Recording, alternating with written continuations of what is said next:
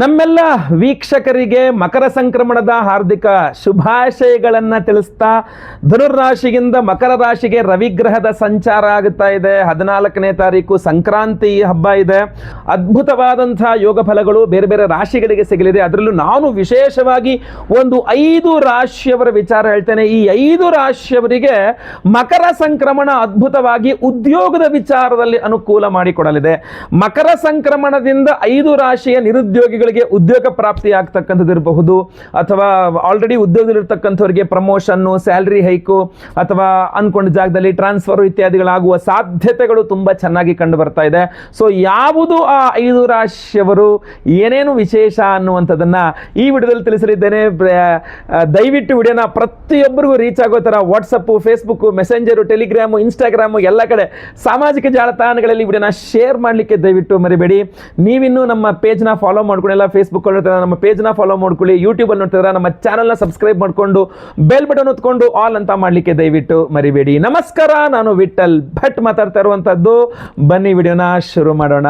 ಮಕರ ಸಂಕ್ರಮಣ, ಈ ಬಾರಿಯ ಮಕರ ಸಂಕ್ರಮಣ ಬಹಳ ವಿಶೇಷವಾಗಿರತಕ್ಕಂತಹ ಸಂಕ್ರಮಣ. ಯಾಕೆ ಅಂತಂದ್ರೆ ಒಂದು ತ್ರಿಗ್ರಹ ಯೋಗ, ಆಮೇಲೆ ಚತುರ್ಗ್ರಹ ಯೋಗ, ಅಮಾವಾಸ್ಯೆಗೆ ಪಂಚಗ್ರಹ ಯೋಗವೂ ಆಗ್ಬಿಡುತ್ತೆ 18ನೇ ತಾರೀಕು ಹೋಗುವಷ್ಟರಲ್ಲಿ.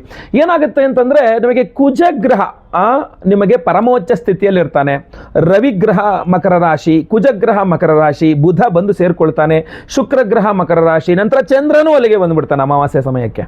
ಸೊ ಆದ್ರಿಂದ ಈ ಎಲ್ಲ ಗ್ರಹ ಸ್ಥಿತಿಗಳು ಉದ್ಯೋಗದ ಮೇಲೆ ವಿಶೇಷವಾಗಿ ಪರಿಣಾಮ ಕೊಡ್ತಕ್ಕಂಥ ರಾಶಿಗಳವರು ಇದ್ದಾರೆ. ಆ ರಾಶಿಗಳಲ್ಲಿ ಮೊಟ್ಟ ಮೊದಲನೇದೇ ಮೇಷರಾಶಿ. ಮೇಷರಾಶಿಯವರ ಉದ್ಯೋಗದ ವಿಚಾರದಲ್ಲಿ ಬಹಳಷ್ಟು ವಿಶೇಷವಾದಂತಹ ಬದಲಾವಣೆಗಳಾಗಲಿದೆ.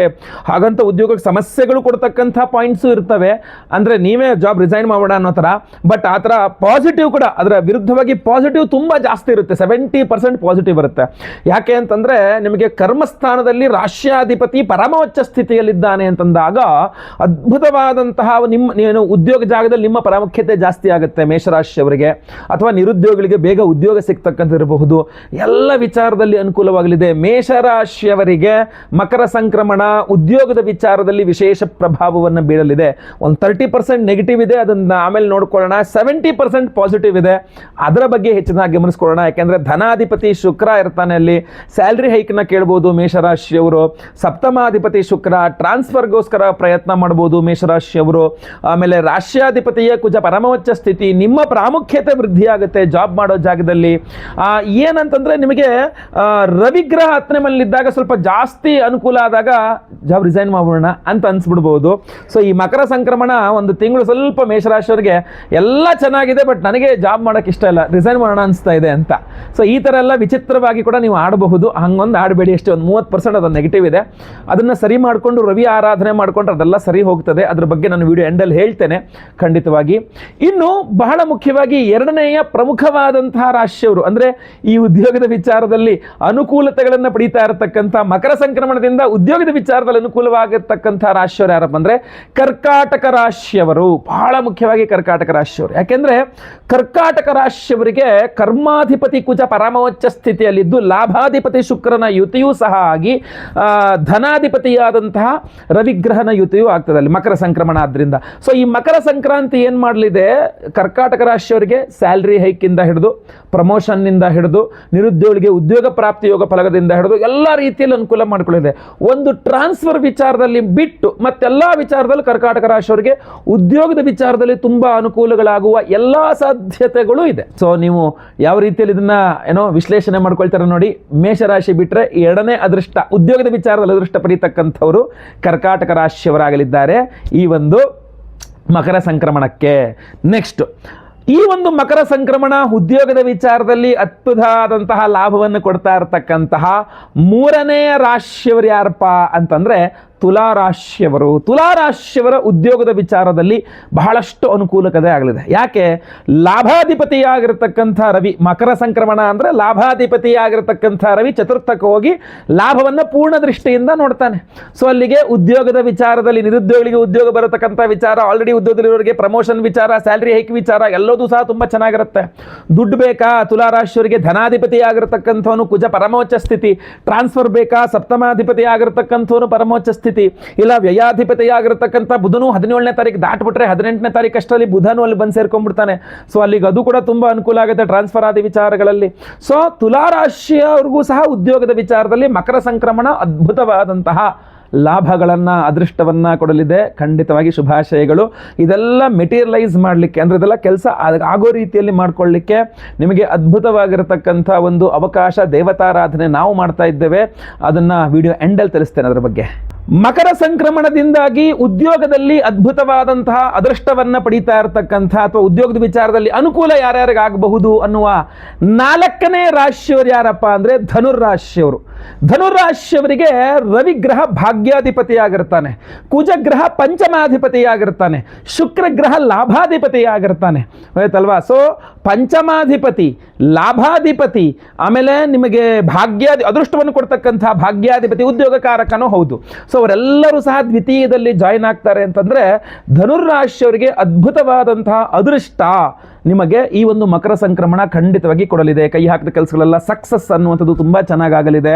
ಆಮೇಲೆ ಬಹಳ ಮುಖ್ಯವಾಗಿ ನಿಮಗೆ 17ನೇ ತಾರೀಕು ದಾಟಬಿಡ್ತು ಅಂದರೆ ಸಪ್ತಮಾಧಿಪತಿನೂ ಸೇರ್ಕೊಬಿಡ್ತಾನೆ, ಕರ್ಮಾಧಿಪತಿನೂ ಸೇರ್ಕೊಬಿಡ್ತಾನೆ. ಅದರಿಂದ ಮಕರ ಸಂಕ್ರಮಣಕ್ಕೆ ಒಂದು 4-5 ದಿನದ ನಂತರ, ಸಂಕ್ರಾಂತಿಯ 4-5 ದಿನ ನಂತರ ಉದ್ಯೋಗದ ವಿಚಾರದಲ್ಲಿ ಇನ್ನೂ ಸ್ವಲ್ಪ ಅನುಕೂಲ ಆಗ್ತಕ್ಕಂಥದ್ದು ಇರ್ತಕ್ಕಂಥದ್ದೇ ಧನುರ್ರಾಶಿಯವರಿಗಾಗಿರುತ್ತೆ. ಅದೃಷ್ಟ ಅನ್ನುವಂಥದ್ದು ಉದ್ಯೋಗದಲ್ಲಿ ತುಂಬ ಚೆನ್ನಾಗಿ ಕೂಡ ಬರುತ್ತೆ. ಅದೃಷ್ಟವಶಾತ್ ಏನೇನಾಗಬೇಕು, ನಿರುದ್ಯೋಗಿ ಧನುರ್ರಾಶಿಯವರಿಗೆ ಉದ್ಯೋಗ ಬೇಕಾ, ಯಾಕೆಂದರೆ ಗುರುಬಲ ಬೇರೆ ಇದೆ, ಉದ್ಯೋಗ ಬೇಕಾ ಸಿಗುತ್ತೆ, ಟ್ರಾನ್ಸ್ಫರ್ ಬೇಕಾ ಸಿಗುತ್ತೆ, ಪ್ರಮೋಷನ್ ಬೇಕಾ ಸಿಗುತ್ತೆ. ನೀವು ಏನು ಬಯಸಿದ್ರೆ ಅದು ಸಿಗುವ ಸಾಧ್ಯತೆಗಳು ಜಾಸ್ತಿ ಇದೆ. ರವಿ ಆರಾಧನೆ ಮಾಡ್ಕೊಳ್ಬೇಕು. ರವಿ ಆರಾಧನೆ, ಯಾಕೆಂದರೆ ಅದೃಷ್ಟವನ್ನು ಕೊಡುವನೇ ರವಿ. ರವಿ ಆರಾಧನೆ ಮಾಡ್ಕೊಳ್ಳದೆ ನೀವು ಏನು ಮಾಡಿದ್ರೂ ಕೂಡ ಪ್ರಯೋಜನ ಇಲ್ಲ. ಸೊ ಅದರಿಂದಾಗಿ ರವಿ ಆರಾಧನೆ ಬಹಳ ಮುಖ್ಯವಾಗಿರುತ್ತೆ. ಪ್ರತಿಯೊಬ್ಬರು ವಿಶೇಷವಾಗಿ ರವಿಗ್ರಹದ ಆರಾಧನೆಯನ್ನು ಮಾಡಿಕೊಳ್ಳಲೇಬೇಕಾಗಿರ್ತದೆ. ಮಕರ ಸಂಕ್ರಮಣದ ವಿಚಾರದಲ್ಲಿ ಉದ್ಯೋಗದಲ್ಲಿ ಅಭಿವೃದ್ಧಿಯನ್ನು ಪಡಿತಕ್ಕಂಥ ಒಂದು ಅದೃಷ್ಟವನ್ನ ಅಥವಾ ಒಳಿತನ್ನ ಲಾಭವನ್ನ ನೋಡ್ತಕ್ಕಂತಹ 5ನೇ ರಾಶಿಯಲ್ಲಿ 2 ರಾಶಿಯವರು ಇರ್ತಾರೆ. ಒಂದು ಕುಂಭರಾಶಿಯವರು ಒಂದು 50% ಇರ್ತಾರೆ, ಇನ್ನೊಂದು ಮೀನರಾಶಿಯವರು ಒಂದು 50% ಇರ್ತಾರೆ. ಯಾಕೆ ಈ 50-50 ಡಿವೈಡ್ ಆಗಿಬಿಡುತ್ತೆ ಇಲ್ಲೊಂದು ಸ್ವಲ್ಪ ಅಂತಂದರೆ, ಮೀನರಾಶಿಯವರಿಗೆ ಲಾಭದಲ್ಲಿ ರವಿ ಬರ್ತಾನೆ ಮಕರ ಸಂಕ್ರಮಣ, ಆದರೆ ಷಷ್ಠ್ಯಾಧಿಪತಿ ಆಗಿಬಿಟ್ಟಿರ್ತಾನೆ. ಕುಂಭರಾಶಿಯವರಿಗೆ ಪರಮೋಚ್ಚ ಸ್ಥಿತಿಯಲ್ಲಿರ್ತಾನೆ, ಕರ್ಮಾಧಿಪತಿ ಆಗಿರತಕ್ಕಂಥ ಕುಜ, ಆದರೆ ವ್ಯಯಸ್ಥಾನದಲ್ಲಿರ್ತಾನೆ. ಸೊ ಅದರಿಂದ ಒಂದು 50-50% ಎರಡೂ ಸಹ ಯಾರು ಮೀನರಾಶಿಯವರು ಹಾಗೂ ಕುಂಭರಾಶಿಯವರು ಹಂಚಿಕೊಳ್ತಾರೆ. ಉದ್ಯೋಗದ ವಿಚಾರದಲ್ಲಿ ಲಾಭವನ್ನು ಪಡಿತಕ್ಕಂತಹ ಅಂದರೆ ಅದೃಷ್ಟವನ್ನು ಪಡಿತಕ್ಕಂತಹ, ಉದ್ಯೋಗದಲ್ಲಿ ಅಭಿವೃದ್ಧಿಯನ್ನು ಪಡಿತಕ್ಕಂತಹ ಸಂಕ್ರಮಣದಿಂದಾಗಿ ಕೊನೆಯ ರಾಶಿ ಡಿವೈಡೆಡ್ ಬೈ 2 ಆಗಿಬಿಡುತ್ತೆ. ಅದು ಕುಂಭ ಮೀನ 2 ರಾಶಿಗಳಾಗ್ಬಿಟ್ಟಿರುತ್ತೆ. 2 ರಾಶಿಯವರೆಗೂ 50-50% ಮಕರ ಸಂಕ್ರಮಣದಿಂದ ಉದ್ಯೋಗದ ವಿಚಾರದಲ್ಲಿ ಸ್ವಲ್ಪ ಲಾಭಕರವಾದಂತಹ ಅದೃಷ್ಟ ಸಿಗ್ತಕ್ಕಂತಹ ಸಂದರ್ಭಗಳು ಜಾಸ್ತಿ ಇದೆ. ಏನೇ ಆಗಲಿ ಪರಿಹಾರಗಳು ಬಹಳ ಮುಖ್ಯವಾಗಿರುತ್ತೆ. ಪರಿಹಾರಗಳ ವಿಚಾರಕ್ಕೆ ಬಂದಾಗ ನೀವು ರವಿಗ್ರಹದ ಅಷ್ಟೋತ್ತರ ಪಠನೆ ಇರಬಹುದು, ಅಥವಾ ಮಕರ ಸಂಕ್ರಮಣ ದಿವಸ ಬೆಳಗ್ಗೆ ಬೇಗ ಎದ್ದು ಮನೆ ಹತ್ತಿರದಲ್ಲಿ ಎಲ್ಲರೂ ನವಗ್ರಹ ಇರ್ತಲ್ಲ, ದೇವಸ್ಥಾನ ಇರುತ್ತೆ, ದೇವಸ್ಥಾನದಲ್ಲಿ ನವಗ್ರಹಗಳಿದ್ದೇ ಇರುತ್ತೆ. ನವಗ್ರಹಗಳಲ್ಲಿ ಮಧ್ಯ ಇರೋದೇ ಸೂರ್ಯಗ್ರಹ. ಸೊ ಆ ಸೂರ್ಯಗ್ರಹನಿಗೆ ಒಂದು ಫಲಪಂಚಾಮೃತ ಅಭಿಷೇಕ ಇರಬಹುದು, ಕೆಂಪು ಹೂಗಳಲ್ಲಿ ಅರ್ಚನೆ ಇರಬಹುದು, ಕಾಲು ನೋವು ಬರ ತನಕ ಪ್ರದಕ್ಷಿಣೆ ನಮಸ್ಕಾರ ಮಾಡ್ತಕ್ಕಂಥದ್ದು ಇರಬಹುದು.